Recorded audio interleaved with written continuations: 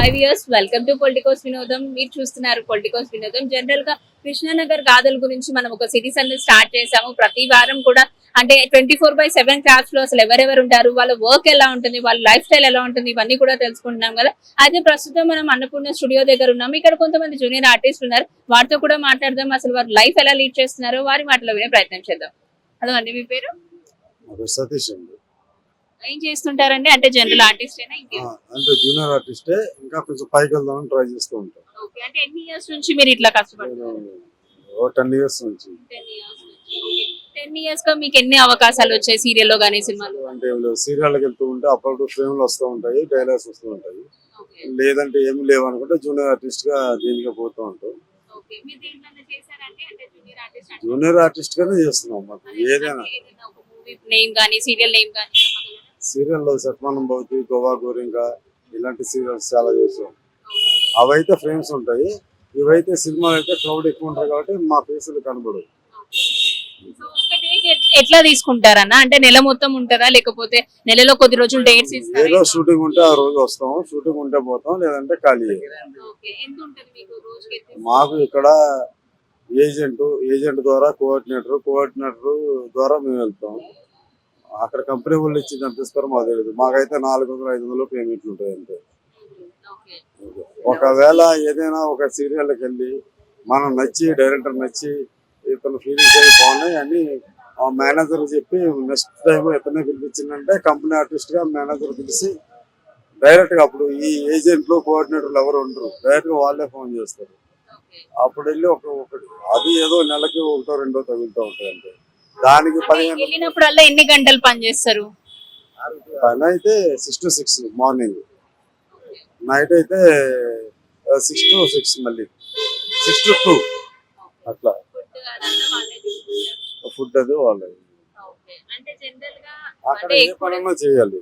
పని అంటే బ్యాక్గ్రౌండ్, అక్కడ పరిగెట్టాలంటే పరిగెట్టాలా, కూర్చోవాలంటే కూర్చోవాలా, ఏదైనా. ఇంకా అది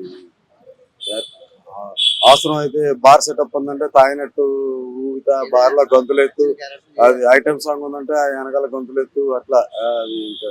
అది ఏదైనా చేయాలంటే. అయినా మేమే బ్యాక్గ్రౌండ్ ఉంటేనే వాళ్ళకి సినిమా పట్టు, కానీ మమ్మల్ని మాత్రం తక్కువగానే చూస్తారు, తక్కువ జీతాలు. ఏంది, ఒక పూట షూటింగ్ ఉంటే తింటాం, లేకపోతే లేదు, లేదంటే ప్లాట్ఫారం పడుకుంటాం. 400 రూపాయలు ఇస్తారు.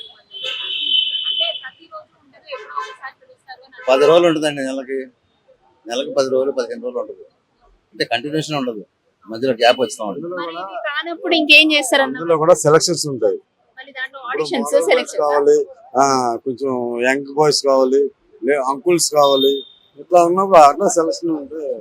ఇప్పుడు మా షూటింగ్ జరుగుతున్నాయి, అన్ని ఎలా ఉన్నా పర్వాలేదు, పెద్ద పెద్ద సినిమాలు జరుగుతున్నాయి. ఇప్పుడు అందరికీ సినిమాలు దొరుకుతున్నాయి.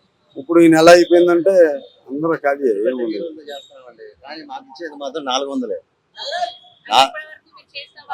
జూనియర్ ఆర్టిస్ట్ అంటే చాలా చులకనగా చూస్తారు, మమ్మల్ని ఎవరు లెక్క చేయరు. కాకపోతే మాకు 400 కావాలని వెళ్తున్నాము.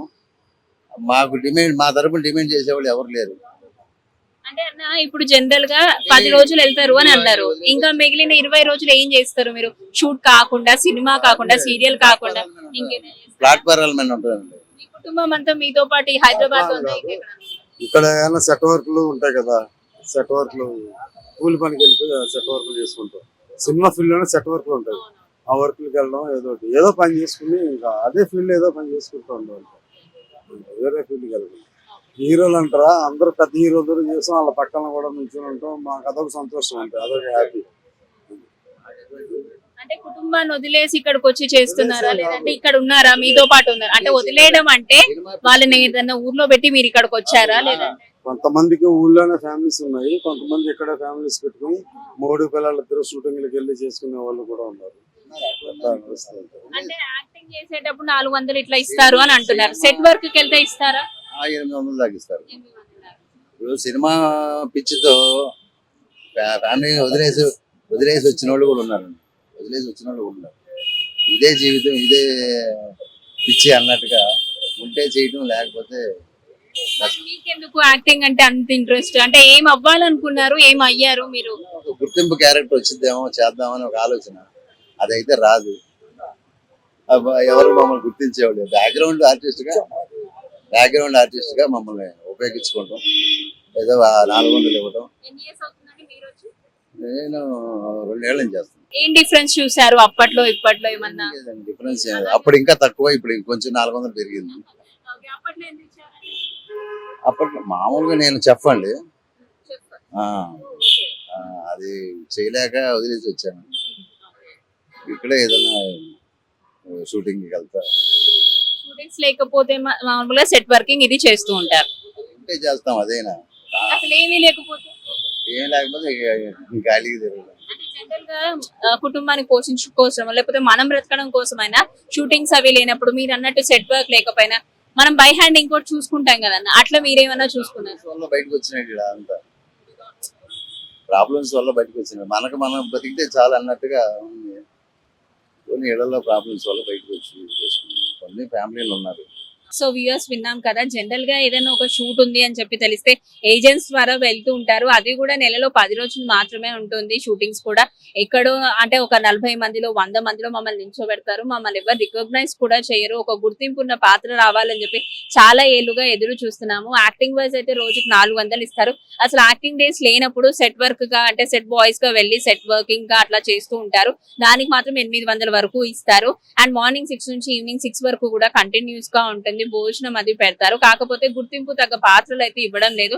గత 10 ఏళ్లుగా నుంచి కూడా మేము ఇంకా కష్టపడుతున్నాం, మాకంటూ ఒక గుర్తింపు లేదని చెప్పేసి ఎవరైతే జూనియర్ ఆర్టిస్టులు ఉన్నారో వారందరూ కూడా ఆవేదన చెందుతున్నారు. వీళ్ళ కోసం కూడా ఆలోచించి ఇండస్ట్రీ పరంగా గానీ ఇండస్ట్రీ పెద్దలు ఎవరైతే ఉన్నారో వాళ్ళు కూడా ఆలోచించి అంటే రోజుకి కాకపోయినా అంటే నెలలో 10 రోజులు మాత్రమే ఉంటుంది. మిగతా డేస్ లో ఎలా వర్క్ చేయాలి, ఎలా ఉండాలి, ఎలా సంపాదించుకోవాలి అని తెలియని వాళ్ళు చాలా మంది ఉన్నారు. కాబట్టి వాళ్ళలో ఉన్న టాలెంట్ ను గుర్తించి ఒక మంచి పాత్రతో వాళ్ళకు కూడా గుర్తింపులు తేవాలని పొలిటికోస్ టీం కూడా మనసారా కోరుకుంటుంది. సో ఇది ఇప్పటి వరకు ఉన్న అప్డేట్. మరో కృష్ణానగర్ గాథలో మళ్ళీ కలుసుకుందాం. అంతవరకు చూస్తూనే ఉండండి పొలిటికోస్ వినోదం. This is Keerthana signing off with video journalist Lokesh.